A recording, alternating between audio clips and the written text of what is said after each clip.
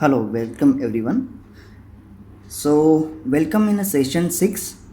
आज हम देखेंगे डिडक्शन हेड्स जो पेरोल का पार्ट होता है, जो अर्लियर सेशन में भी मैंने डिस्कस किया था।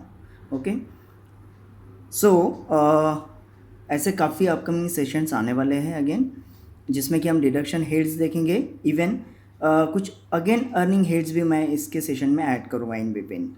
सो प्लीज़ बेल आइकॉन पे क्लिक कीजिए, सब्सक्राइब कीजिए, जिससे कि आपको जो भी इसके बाद सेशन आएगा उसका आपको ऑटोमेटिक इसका इंटीमेशन ऑफ द वीडियो आ जाएगा।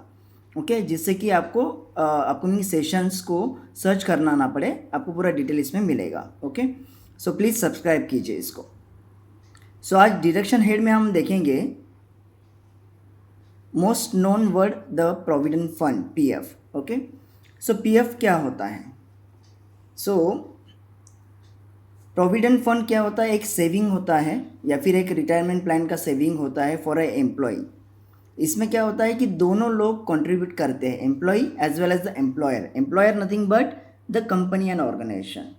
अब इसमें क्या होता है कि जब आपको पर्टिकुलर एक PF number and UN number मिलता है, डेफिनेटली उसको भी हम अपकमिंग स्लाइड में देखेंगे। सेकेंड सिनेरियो इसमें होता है, कभी कभार आप जॉब जब चेंज करते हो प्राइवेट सेक्टर में या फिर अदर सेक्टर्स में, तो इसमें जो पीएफ नंबर या फिर यूएन नंबर आपका ऑलरेडी बन चुका है अर्लियर कंपनी में, same number can be applicable and use in next new company. Okay, तो आप वहाँ पीएफ नंबर यूएन नंबर देके उसमें ही आपका पूरा जो भी पीएफ डिडक्ट हो रहा है वो पूरा कंटिन्यूस नए कंपनी में भी उसी सेम नंबर के अगेंस्ट में डिडक्ट होगा।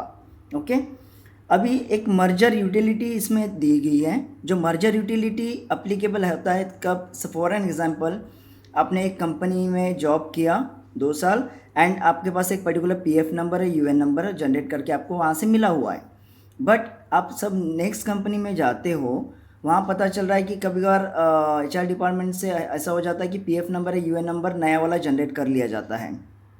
ओके, सो उस केस में यहाँ क्या होता है कि 2 पीएफ नंबर हो गए, अब आपके 2 यूएन नंबर हो गए। सो इसको कैसे करें मैनेज? तो इसमें एक यूटिलिटी प्रोवाइड की है जिसमें कि आप मर्ज कर सकते हो, जिससे कि कोई भी एक पीएफ नंबर और यूएन नंबर एक्सेसिबल रहेगा इसमें से, एंड एक जो अर्लियर का या फिर न्यू वाला, तो जिससे कि एक पीएफ नंबर का पूरा बैलेंस उसमें नेक्स्ट इसमें चला जाएगा, जिसमें कि मर्ज करके आप same PF number UN number एक यूनिक वन आप यूज़ कर सकते हो इसमें। ओके, सो अभी पीएफ अप्लीकेबल किन किन लोगों को है? एक तो पहली बात है कि या फिर applicable for the employ perspective हम जब देखते हैं सबसे पहले कि भी किस कंपनीज को ये अप्लीकेबल है।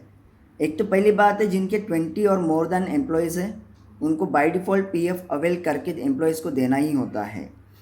इसके अदर देन सिनेरियो में भी है, सपोज 20 के कम एम्प्लॉयज़ जिनके होंगे, उनको लगता है कि नहीं हमें भी पीएफ अप्लीकेबल करके देना है। Okay, so definitely they also can provide the PF और डिडक्शन कर सकते हैं। डेफिनेटली उनको कुछ कंस्टेंट या फिर एग्जेम्पशंस रहेंगे उस केस में, because they are having a less employees as compare to the other organisations. ठीक है, सो अभी पीएफ कंट्रीब्यूशन कैसे होता है? इसमें आप देखोगे यहाँ क्लियरली मेंशन है, employees contribution towards EPF mention है और एम्प्लॉय कंट्रीब्यूशन का मेंशन है। अभी इसमें होता है कि सपोज 12% ऑफ एम्प्लॉय का सैलरी का डिडक्शन हो रहा है। ओके, सो एम्प्लॉय के साइड से भी 12% आपको कंट्रीब्यूट आपके पीएफ में किया जाएगा। It means total 24% contribution in PF account में होता है।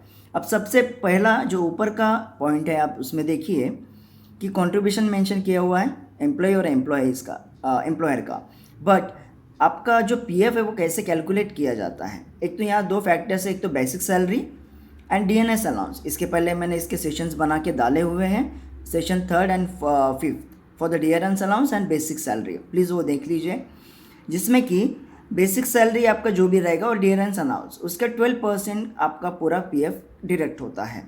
ओके, सो अभी मैं इसका कैलकुलेशन आपको दिखाऊंगा ज़रूर, एंड इसमें आपको इंटरेस्ट भी पर्टिकुलर मिलता है from the government purse side.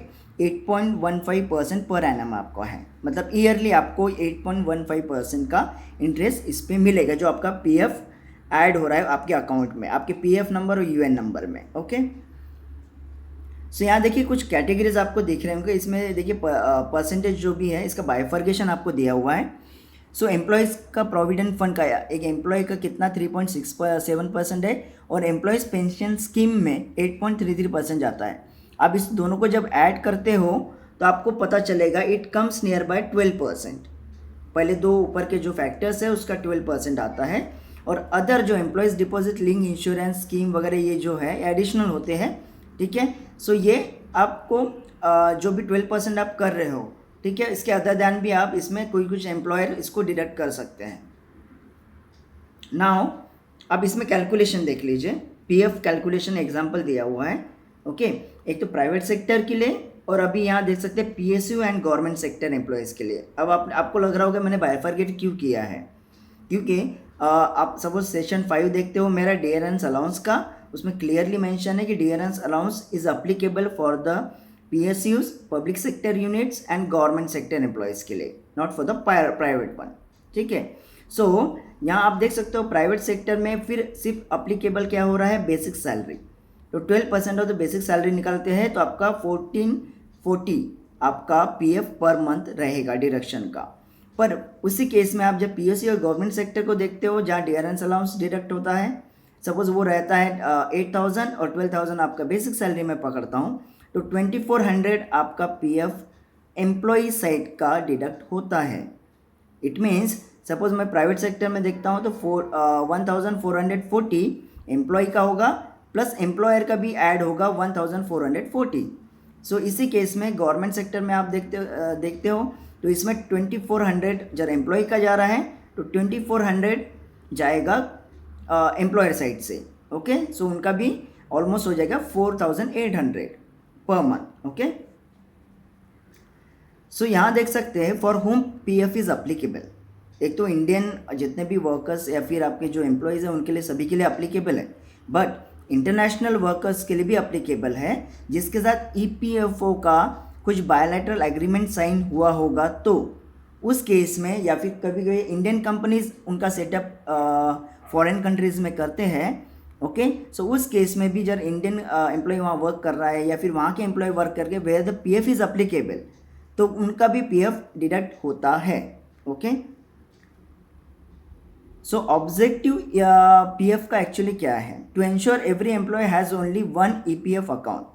अभी आज के डेट में आप देखोगे PF या फिर आपको जो UN एक्सेस करना है तो ऑनलाइन आप एक्सेस कर सकते हो। आपको विड्रॉल के लिए भी अप्लाई करना है तो ऑनलाइन में ही आपको विड्रॉल अप्लाई कर सकते हो। पहले जो ट्रेडिशनल वे में चल रहा था उनको ओवरकम करके उन्होंने ऑनलाइन में किया हुआ है, okay. Second thing is that make sure organisation follow all the rules and regulations, okay. So इसमें रूल्स एंड रेगुलेशन जैसे PF के रिलेटेड जो भी सेट किया है गवर्नमेंट ने उसको ऑर्गेनाइजेशन ने फॉलो करना चाहिए। इसके लिए EPFO का फाउंडेशन गवर्नमेंट की तरफ से किया गया है। All members account to be access online easily, जैसे मैंने अभी पॉइंट बोला था कि ऑनलाइन आप एक्सेस कर सकते हो। Promotion and encouragement voluntary compliances भी इसमें दिया हुआ है। Compliance must be facilitated easily, facilitated in the sense जो भी कंप्लाइंसेस है आप इजीली फुलफिल कर सको। जैसे कि इसके पहले मैंने सेशन 1 और 2 में बताया कंप्लाइंसेस कौन कौन से कंप्लाइंसेस अप्लीकेबल है, ओके। जैसे कि PF है, PT है, ESIC है, LWF है, ओके। सो प्लीज़ वो सेशन देखिए जिसमें कि आपको पता चलेगा कि डिफरेंट कंप्लाइंसेस कौन से हैं, तो वो कंप्लाइंसेस इजीली फुलफिल कर सके एक एम्प्लॉयर, इसके लिए भी EPFO का फाउंडेशन किया गया है। To ensure that online service are reliable and make improvement in their facilities, okay. Even claim settlements जो रहता है पर्टिकुलर ड्यूरेशन एक लगता है, तो जब सपोज वही आप ऑनलाइन में करोगे तो उसका ड्यूरेशन काफ़ी कम रहेगा, तो उसको रिड्यूस करने के लिए भी इसका गठन किया गया है। अभी देखिए जैसे मैंने आप PF नंबर और UN की काफ़ी टाइम से मैं बात कर रहा था, इसमें एक यूनिवर्सल अकाउंट नंबर आपका जनरेट होता है जो 12 डिजिट नंबर होता है, ओके। जिसके थ्रू आप आपके PF के जो भी पोर्टल है उस पर आप लॉगिन कर सकते हो, जिसमें कि आपको पूरा आपका डिटेलिंग मिलेगा कि कितना PF अब तक डिडक्ट हुआ है, कितना जमा हुआ है। इवन जो पासबुक है वो भी आप वहाँ से जनरेट कर सकते हो। तो यहाँ देखिए UN पोर्टल का एक लिंक भी दिया हुआ है नीचे, ओके, जिससे कि आपका जब UN नंबर वगैरह है तो उसके पासवर्ड के थ्रू आप उसको एक्सेस कर सकते हो। इसमें पूरा आपको डिटेलिंग एंड टू एंड मिलेगा कि एम्प्लॉयर ने कितना किया है, एम्प्लॉय ने कितना किया है, कितना इंटरेस्ट आपका ऐड हुआ है, हर वो चीज़ आपको इसमें पता चलेगा।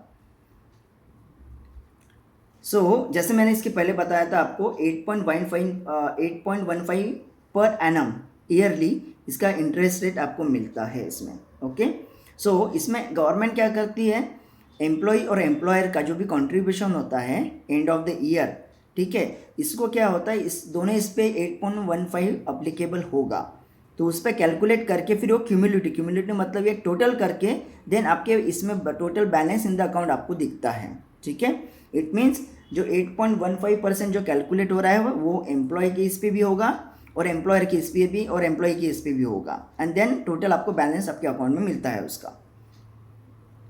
अभी पीएफ एलिजिबिलिटी क्या है इसमें, बराबर। एक तो यहाँ मेंशन किया गया है कि 15,000 पर मंथ जो कमा रहा है उसके लिए तो बाय डिफ़ॉल्ट अप्लीकेबल है, उससे कम वालों के लिए, इवन उससे ज़्यादा वाले भी जो एम्प्लॉयज़ कमा रहे हैं उनके लिए भी पीएफ अप्लीकेबल है, बट डेफिनेटली उनको अप्रूवल लेना पड़ता है पीएफ कमिश्नर से, उसके related one. Okay, second scenario भी है, जैसे मैंने एम्प्लॉयज़ का इसके पहले बताया था, 20 एम्प्लॉयज़ सपोज आपके 20 से ज़्यादा एम्प्लॉय तो बाय डिफ़ॉल्ट पीएफ तो अप्लीकेबल होगा ही होगा, और कम भी है तो उस केस में पर्टिकुलर ऑर्गेनाइजेशन को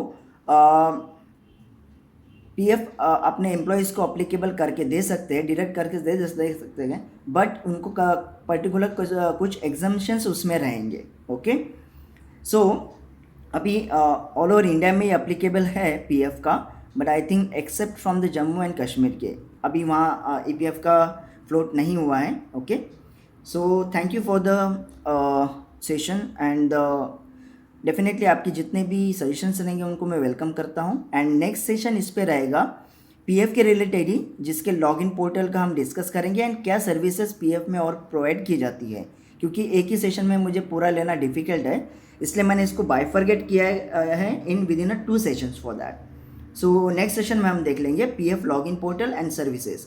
प्लीज़ ये जैसे भी सेशंस आते हैं ऑनलाइन मेरे ओर से, तो आपको ये पूरा डिटेल मिल जाएगा ऑटोमेटिकली, ये वीडियो आपको मीन्स दिख जाएगा। इफ़ आप सब्सक्राइब करते हो तो प्लीज़ बेल और आइकॉन पे आप क्लिक कीजिए। सो एंड सो फोर्थ, जितने भी वीडियोस इसके पहले मैंने डाले हुए हैं और इसके बाद आएंगे वो पूरी तरह आपको उसका नोटिफिकेशन आ जाएगा। Okay, thank you, thanks for the time.